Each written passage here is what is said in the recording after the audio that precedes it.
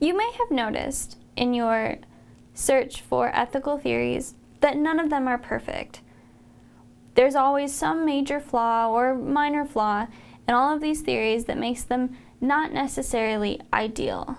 For example, we have the problem of evil in Kant's categorical imperative. In utilitarianism, we have the problem of justice.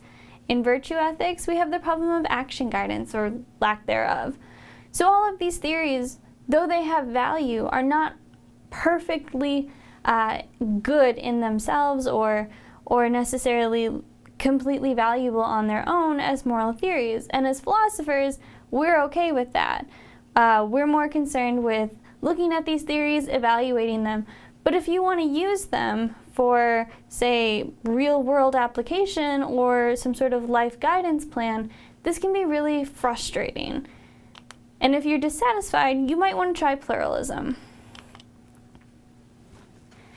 Pluralism started with W.D. Ross, or at least it was made famous by W.D. Ross, and he simply said, there is no single principle or rule of ethics from which all rules of ethics can be derived.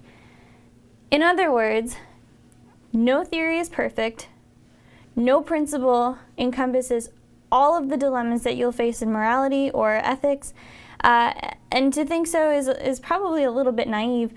But more than that, we cannot base our entire conception of morality on one single principle or rule, or by extension, one single theory. And he says that's okay. We can take from each of these theories things that we find valuable, so rules or principles that we find to be of really high value, and incorporate them into our own action guidance plan.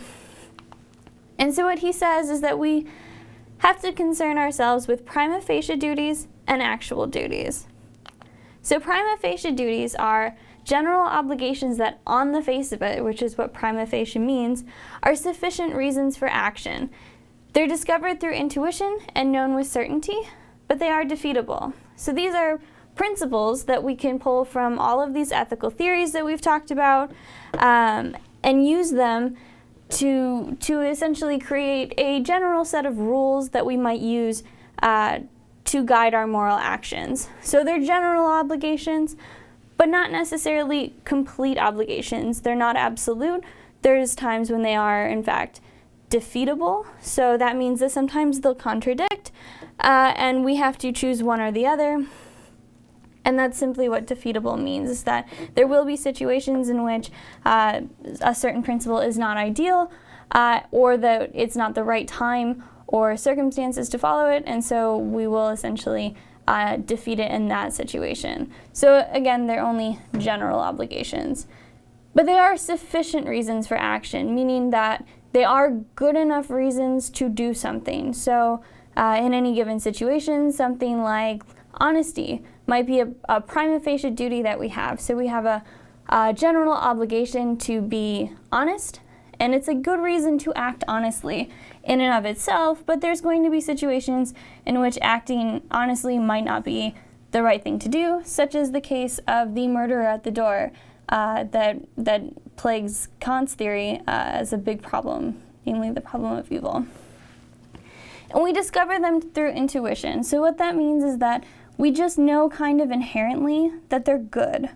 We know that lying is wrong.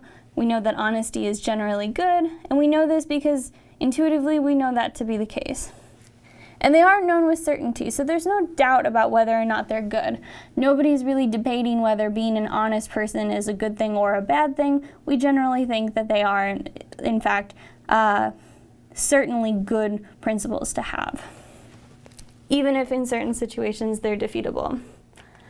Actual duties, on the other hand, are what you have an obligation to do in any situation. So this is a real-world situation type thing. So when you are in the real world, in a moral dilemma, namely any given situation, these actual duties are what you have an obligation to do. So this is where your moral duty or obligation comes in, and they're derived from the prima facie duties. But we also have to take into consideration the circumstances. So actual duties are prima facie duties plus facts of the matter. So take honesty, right? Honesty is our prima facie duty. If we look at the facts of the case, namely, let's say we're in a situation where we know somebody's done something wrong, they're our friend, but we know that, what they've done is wrong and probably needs to be addressed. So we have a prima facie duty that is honesty, and then we consider the facts of the situation. So what are the consequences of this problem? What is the general situation like? We consider that, and from that we get our actual duty. So, for example, if we see that our friend has stolen something from a store, we have a prima facie duty to be honest. This is a general obligation, but when we consider the facts of the case, namely that this shopkeeper is going to lose out on money, that somebody could have gotten hurt, that this is a dangerous thing that your friend is doing, etc., we come up with our actual duty, which in this case would be to be honest, right? But there's going to be other situations in which honesty might not be the best case. So we have our prima facie duty, but let's say that this time there's the murderer at the door coming for our friend. We know that if we tell the murderer that our friend is upstairs, then something bad could happen to our friend. When we consider those facts, our actual duty is to not follow that prima facie duty and not act honestly and actually lie to the murderer in that case to protect our friend. So again, we consider our prima facie duties or our general principles that we use in morality, and then the actual facts of the case, and then we come up with our actual duty. And these aren't known with certainty. They're a matter of opinion. So everybody might look at a situation differently. So any given situation, right, you have your own interpretive stance on that because we are subjective beings. And so there might not be a definitive actual duty for everybody. These are not universal. It's kind of subjective in the sense that you kind of decide what your actual duty is based on how you interpret the facts of the case. So you have these prima facie duties. They're good. We know that with certainty. Everybody generally agrees on them. We all kind of have the same prima facie duties, but when we interpret the facts of the case, we might come up with a different opinion on what to do. So in the case of the murder at the door, you might say that we have an obligation not to be honest to the murderer because we want to protect our friend. But if you're a Kantian, you might say that the autonomy of the murderer is more important than protecting your friend, and so you have an obligation to act honestly in that case. Again, it's a matter of opinion, and they're not known with certainty. So when we consider prima facie duties and actual duties, the idea is that we come up with an action guidance plan.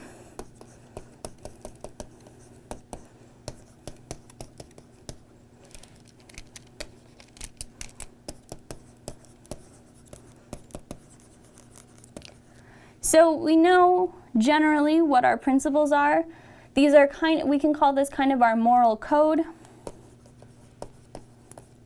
We know these generally, and we tend to follow them day in and day out, but given specific circumstances, our actual duty might look different than our prima facie duties. Sometimes they'll look the same, but either way, when we have this theoretical information here, and then an interpretation of the facts in real time,